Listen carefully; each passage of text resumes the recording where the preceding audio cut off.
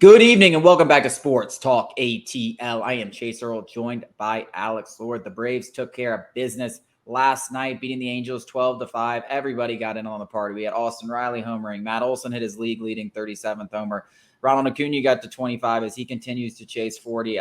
Pretty much Michael Harris had 3 more hits. He's now up to 375 over his last 41 games. We talk about a guy who came out looking like he was a shell of himself. Clearly injuries were holding him back because all of a sudden he now looks like one of the best outfielders, not just, just in the game, like all around. He looks like one of the best outfielders in the game over the last 40 games. So super good to see that. All good news. I got to take a little slight at the Angels here. They go out there and get Lucas Giolito, who I warned people was not he's not the guy that was a Cy Young winner, or not a Cy Young winner, but in the Cy Young race and guys who's thrown a no-hitter in his career. He's not that guy anymore. At best, he's a mid-rotation guy. He's a rental. There's no way a top 100 prospect should have been given up for his services. Now he has like a 12 ERA in his first 2 starts. He gave up like 5 runs his first Angel start, gave up 9 yesterday. What a disaster would that have been? Even trading a guy like Vaughn Grissom for Lucas Giolito would have been a massive overpay. The Angels gave a top 100 prospect and the number 4 overall prospect for a guy that's a 2-month rental to go all in when they're going to miss the playoffs. Listen, this is the start of a downward slide for the Angels. They play the toughest August schedule I think I've ever seen. They had Toronto to start, then they went to the Braves, then they go, I think, Houston, Philly. It is a no-win situation. Even if you're the Braves, if I looked at that schedule, I'd be like, damn, hopefully we go 17-14. And then, like I said before this, look at the teams that are ahead of look at who they have to overtake to get into one of those playoff spots. Not only do they have to jump the Yankees and jump the Red Sox, they also have to overtake one of the Blue Jays, who are a way better team, the Rays, who are a way better team, or the Astros, who are a way better team, or the Rangers, if the Astros take first place, who they're like 8 games back. It's just such an absurd thing to do. And it actually pisses me off more that people were actually giving them credit for doing this. What are you talking about? Oh, wow, credit them for going all in. What do you mean credit them? When they missed the playoffs by 10 games, Ohtani walks for nothing, Giolito walks for nothing. They have the worst farm system in baseball. What are you crediting them for? Literally, it's like, well, yeah, the GM, I'm glad I went all in. It's like, yeah, because you're not going to be left cleaning up the pieces. It's one of the most absurd, if I was a GM that knew they weren't going to be there if we don't make the playoffs, I would be like, screw it, let's go all in. I'm getting fired anyways. Might as well do it.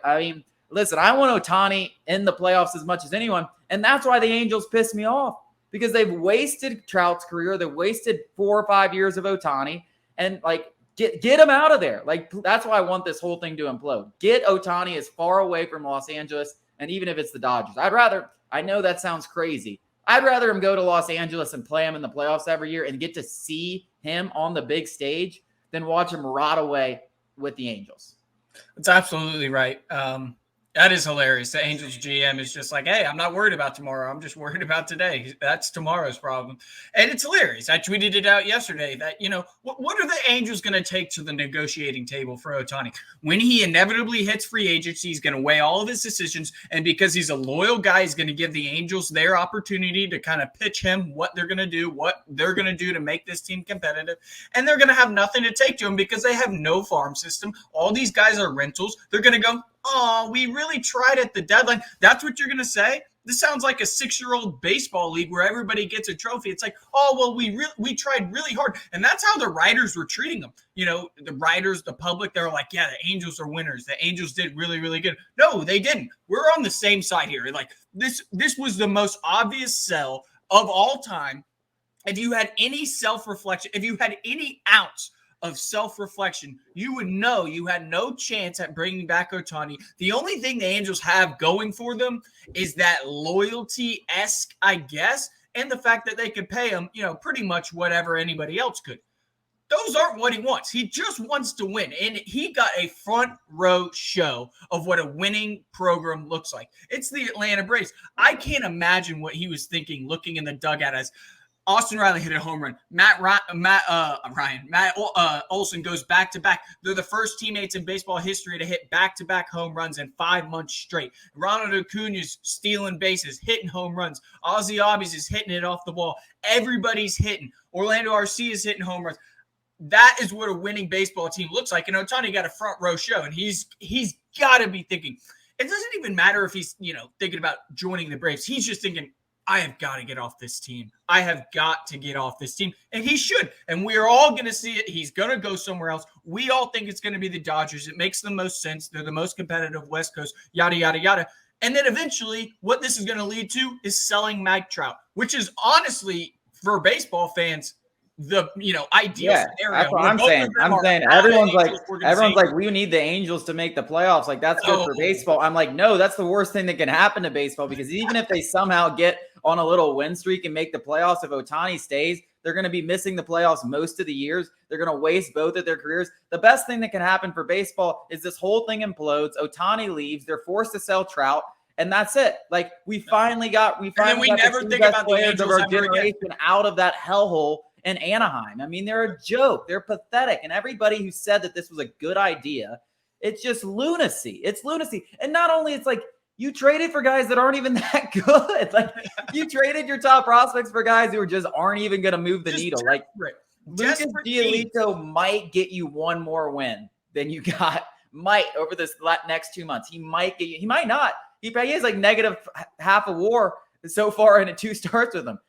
And listen, the Braves lineup is absolutely unreal. Best lineup in baseball, bar none. But Braves fans wanted this guy, and they got a firsthand experience of who Lucas Giolito was. And the Braves organization, he's a back of the rotation guy, and we weren't going to give up what the White Sox were asking. This is exactly what we were talking about, how the market dictated the Braves shouldn't have made a move. Like you said, you put it in an article yesterday. Go check it out, sportstalkatl.com. The best move Alex Anthopoulos makes sometimes are the moves he doesn't make. Imagine if we gave up, Vaughn Grissom or another prospect for Lucas Giolito, and then he does something similar like that in one of his first 2 outings. We would be banging our heads against a wall. Well, it's also funny because people want to complain about Charlie Morton, and then they want to go get Lucas Giolito and Jack Flaherty. I'm like, guys, are you stupid? Like, it's because you don't watch these guys every game, like, that you think they're good. Like, Lucas Giolito is not better than Charlie Morton. Like, Jack Flaherty's not even the same conversation. Like, that, like, you guys are on crack. Yanni Chirinos has better numbers than Jack Flaherty. Like, that's the other thing. Ohtani had to watch his team get diced up by Yanni Chirinos. And then another thing I want to, just thinking about, like, Ohtani watching a team like the Braves that got it, like, getting a first row seat. Michael Harris is hitting in the 9-hole. Yeah. Michael Harris would be the second best. Obviously, Mike Trout's injured. He would be the second best player on the Angels. Like, that's all that needs to be said. Like, the entire Braves lineup, like, could replace the Angels. There's not a single guy in that lineup. Even the guys they traded for, CJ Cron, that I would rather have over in the Braves lineup. I'd rather have the entire Braves lineup. Like, come on, Ohtani. The entire Braves lineup has, I think, the lowest OPS is 10 or 15 points higher than league average. This lineup is stupid.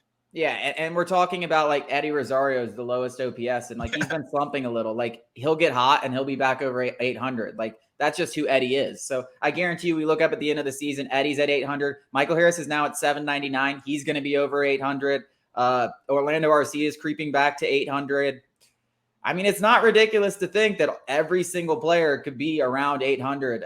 Marcell Ozuna, I think, is at like 770. Like, he hits a few more homers. He is at 800. It's not ridiculous to say that this season ends and every single player has like a 780 or above. And it could be 800 or above, depending on who gets hot, because some of these guys obviously aren't going to come down. Acuna is now over 1,000. Matt Olson is creeping up on 1,000. I mean, that guy's hotter than Hades. I mean, ever since he switched to cleanup, never move him. Never move him. I'm not a big, like, it matters where you hit in the lineup guy. I've made that clear. But there are times where if some guy gets hot in some place, like, no reason in fixing that. He stays there. I don't imagine Matt Olson will hit anywhere for except cleanup, probably for his entire Braves career. Like, I could see that just being like, now that's his spot. And 17 homers in less than 40 games. I mean, that's an incredible level. It seems like every time he comes up, he might hit a homer. Like, that's how hot he is right now. Austin Riley too. The whole lineup is just starting to come together. Braves win 5 out of 6. It's been fun. Coming up after the break, we're going to talk some Arthur Smith. He's having more fun. We mentioned it, and then he actually said it. He's having more fun coaching than ever before with this Falcons team.